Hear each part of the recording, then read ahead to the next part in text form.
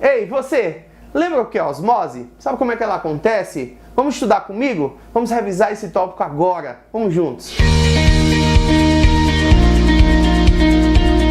E aí, fofinhos, beleza? Eu sou o professor Jean Brito e esse é o canal Biologia na Veia, um canal de apoio aos seus estudos, e aqui a gente vai principalmente resolvendo questões, revisando o conteúdo, tá? Nós estamos aqui respondendo aos pedidos, né? Atendendo aos pedidos dos alunos. Nós estamos fazendo algumas aulinhas somente com conteúdo, sem resolução de exercícios, tá certo? Então a gente vai deixar um bloquinho aqui de tópicos importantes, né, que costumam cair em vestibulares, tá certo? E hoje eu vou falar um pouco para vocês a respeito de osmose, tá certo? Osmose, gente, que já caiu na prova do Enem, que cai constantemente em vestibulares. É um assunto bem importante que você tem que lembrar, tá certo? Então, primeiro passo, gente. Osmose é um tipo de transporte através de membrana, ó.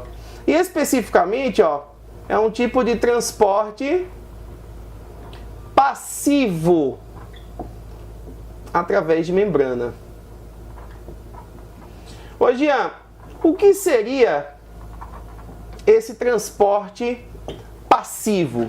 Toda vez que você, aluno, ouvir falar que o transporte ele é passivo, isso quer dizer que o transporte não envolve, vou botar assim, não há gasto de energia para a ocorrência desse transporte, tá? Se não gasta energia, o pessoal diz assim, olha, esse é um transporte que não gasta ATP.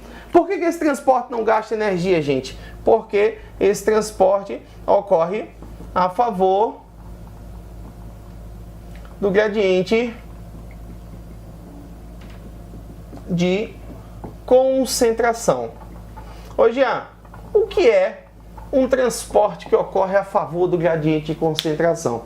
Transporte que ocorre a favor do gradiente de concentração, pessoal, é um transporte que tenta igualar as concentrações dos meios, tá?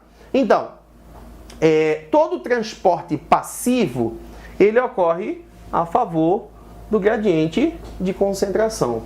Todo transporte passivo vai tentar igualar as concentrações dos meios intra e extracelular, tá, gente? Aqui eu estou falando da osmose como sendo um tipo de transporte passivo, tá, gente? É importante que vocês lembrem que na osmose nós vamos evidenciar a passagem apenas de solvente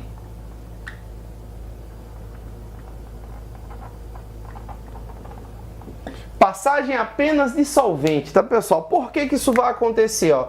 Porque a membrana plasmática, ela tem uma característica de ser semipermeável.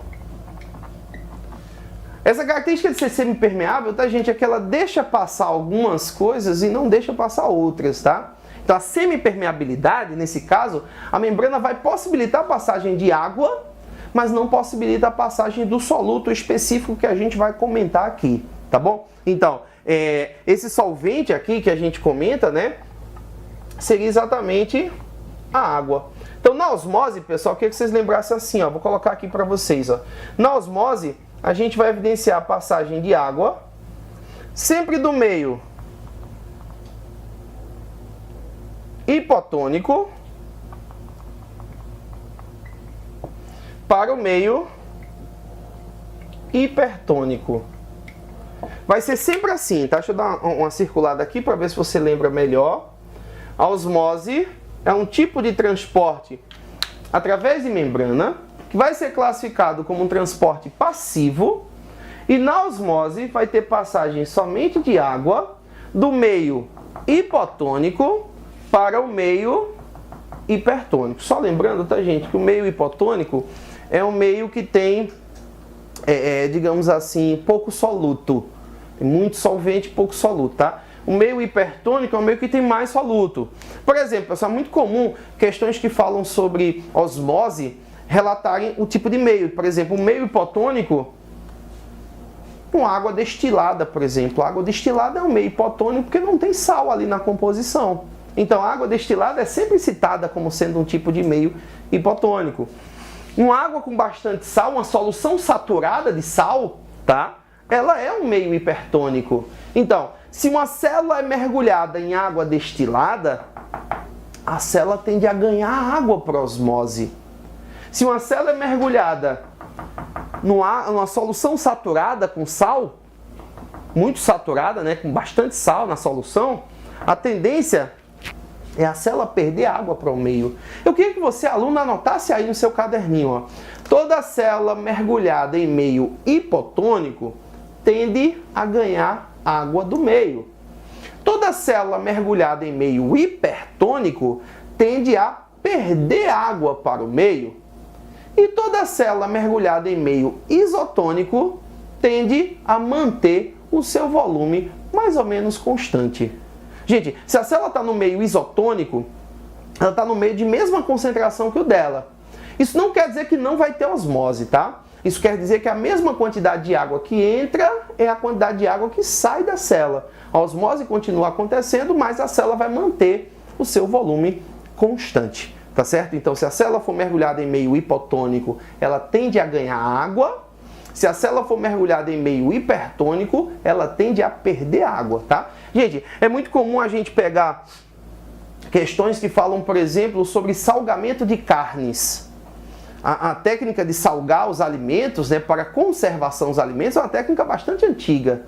E ela trabalha exatamente com o processo de osmose, tá, gente? Quando a gente salga um alimento, esse alimento demora mais para estragar, né, para apodrecer, porque o que causa a decomposição dos alimentos, gente, é a chegada de micro-organismos decompositores.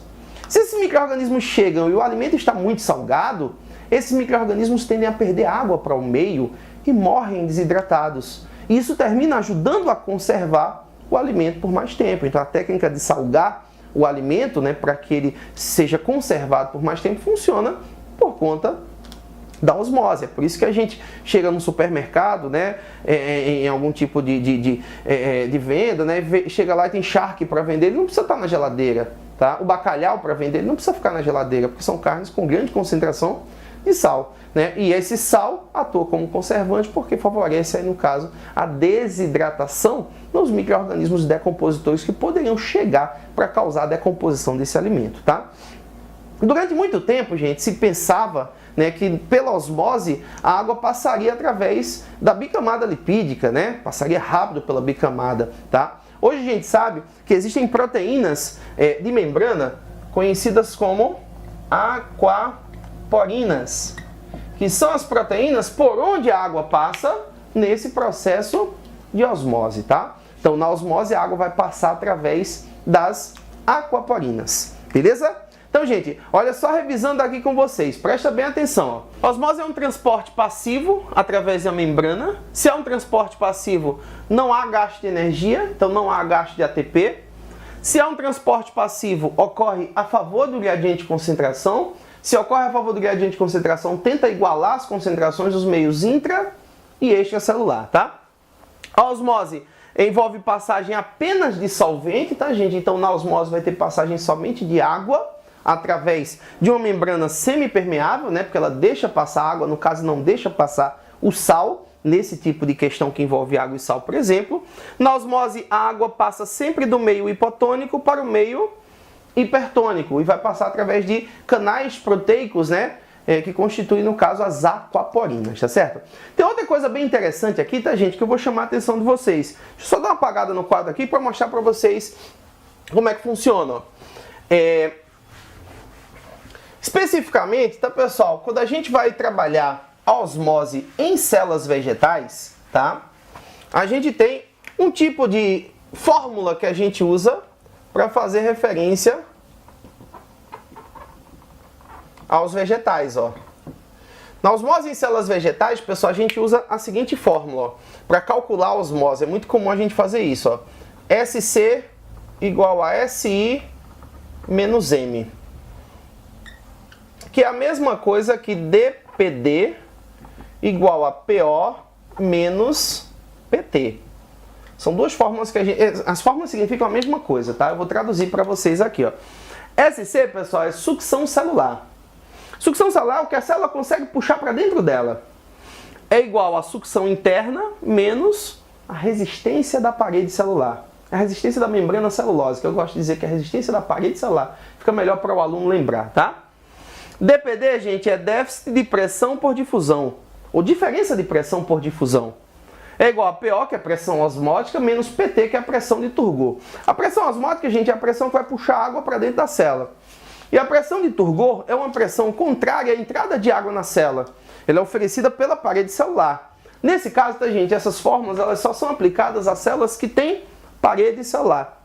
A gente bota osmose em célula vegetal, porque normalmente no ensino médio a gente vai pegar a questão envolvendo célula vegetal. Mas serviria também para células que têm parede celular, tá? Outros tipos de células que têm parede celular.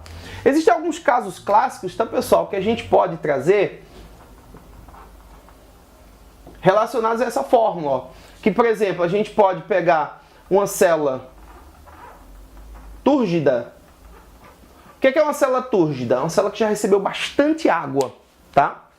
Se a célula está túrgida, ela já ganhou tanta água que a água já não vai conseguir mais entrar nela, tá? Então, toda vez que a célula for túrgida, a gente vai considerar SC igual a zero, porque não vai estar tendo mais sucção celular. Aí a gente vai trabalhar com SI igual a M. Seria a mesma coisa a gente colocar DPD igual a zero, tá, gente? Trabalhar PO igual a PT, toda vez que a célula for uma célula túrgida. Outro caso interessante, pessoal, é se for um caso de uma célula plasmolizada. Célula plasmolizada, gente, ela perdeu tanta água que a membrana plasmática descolou da parede. Então a parede deixou de oferecer resistência. Então a gente trabalha com M igual a zero. Então SC é igual a SI. Isso é um outro caso clássico, tá? Toda vez que a questão disser que a célula está plasmolizada, você já considera esse tipo de interpretação, ok? E, pessoal, a célula dessecada, que seria, no caso, uma célula típica de plantas xerófitas. Nesse caso, e somente nesse caso, a gente vai trabalhar com a resistência de parede negativa, que é uma adaptação dessas plantas que vivem em ambiente de clima árido ou semiárido. Então, somente nesse caso, a gente vai trabalhar com a fórmula assim, ó. SC igual a SI menos M. Então, termina ficando SC igual a SI mais M, tá? Detalhe interessante, ó, pessoal. Célula vegetal ou células com parede celular são células que, quando estão em meio hipotônico, elas vão ganhar água até ficar túrgidas. A parede celular vai evitar a lise. Isso não acontece com célula, por exemplo, animal. Você coloca uma hemácia no meio hipotônico, ela ganha tanta água até sofrer lise, até sofrer plasmoptise, que é o que a gente chama de hemólise também para a célula da hemácia.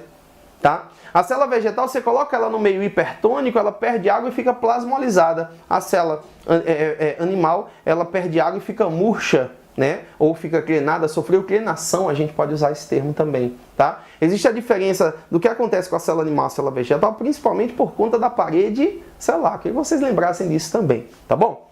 Pois bem, pessoal, essa foi a nossa aulinha sobre osmose. Lembre-se que isso cai muito em provas vestibulares, já caiu várias vezes na prova do Enem. Espero que vocês tenham gostado. Se gostou, se inscreve no nosso canal, compartilhe os nossos vídeos. Vamos juntos estudando, eu, você, até a sua aprovação.